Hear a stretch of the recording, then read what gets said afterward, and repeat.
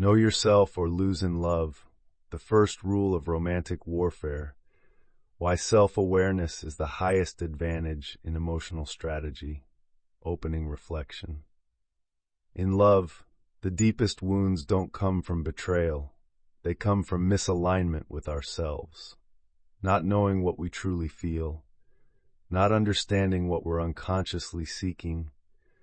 Not recognizing what position we're playing in the relationship. It's not the rejection that hurts the most. It's that we didn't see it coming. It's that we pursued something that was never truly aligned, or that we collapsed after it ended, because the version of us who entered that connection wasn't rooted. In war, the first rule is this: know yourself, know the terrain, and your chances of victory rise tenfold. But in love, most people skip that first rule entirely. They obsess over the other person, decode every message, strategize how to be more attractive, and memorize techniques to win affection. But they forget to ask, what position am I holding right now? What are my true motives in this connection? What emotional terrain am I walking into, and am I prepared to navigate it? This episode is not about tricks or tactics. It's about emotional clarity. It's about the first rule of romantic warfare. Know yourself or lose. 1. Self-unawareness is emotional exposure. Let's begin with this truth. If you don't know what you're doing in love, someone else will define it for you, not necessarily out of malice, not even with conscious intent, but emotional dynamics respond to posture. And if you enter ungrounded, if you step in with invisible needs, if you lead with unacknowledged hunger, you're already exposed. Unawareness is the highest vulnerability in romantic strategy, because it's not the other person who wounds you. It's what you didn't see in yourself that leaves the door open. The need to be chosen, the craving to fix or prove your worth, the rush to emotionally merge before safety is earned. These aren't personality quirks, they're strategic liabilities. And in any emotionally charged interaction, the one who is more anchored will set the frame. The one who knows themselves more clearly will lead the rhythm of the dance. And if you don't know your own rhythm, you'll follow theirs and call it love. 2. The battlefield of intimacy is internal first. Romantic intimacy is not neutral ground. It is emotionally charged terrain. It's where childhood wounds resurface, where old abandonment scripts replay, where attention is mistaken for affection, and chaos is confused with passion. If you enter this terrain without a clear map of your own inner workings, you will be moved by the terrain itself. You'll chase when you should pause. You'll collapse when you should walk away. You'll perform when you should reflect. Most people don't realize they're even on a battlefield until they're already wounded. Self-awareness is your compass. It helps you detect your patterns before they play out. It allows you to notice the emotional setups you're about to walk into. Ask yourself, what do I tend to do when someone pulls away? Do I pursue harder or do I silently retreat? What part of me still thinks drama equals depth? And what does it take for me to stay steady, even when affection is inconsistent? These are not abstract questions. They're strategic diagnostics, because in every interaction, someone is setting the emotional terms. If you don't know your default, you won't know when you're being led or when you've already surrendered power. 3. Why most people skip this step. Here's the honest truth. Most people would rather study the other person than look at themselves, because looking inward can be painful. It means facing your own emotional contradictions. It means admitting that you've been the unreliable narrator in your own love stories. You've given too much, opened too fast, overstayed your welcome, tried to fix or chase someone who was never ready to hold you, and not because they were so powerful, but because you weren't anchored in your own position. It's easier to analyze their behavior, to read dating advice, to diagnose them as avoidant, anxious, narcissistic. But what about you?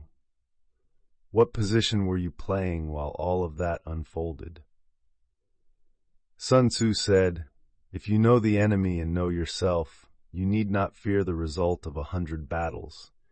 If you know only yourself but not the enemy, you will win some and lose some.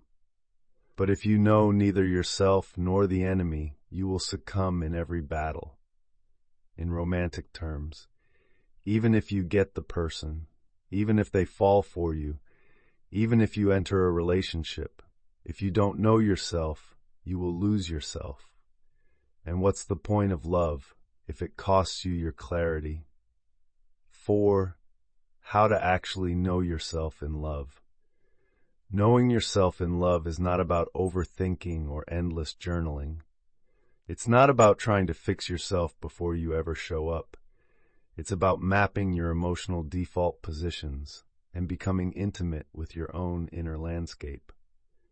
Here are some grounded questions to ask. Do I tend to pursue or withdraw when I feel threatened emotionally?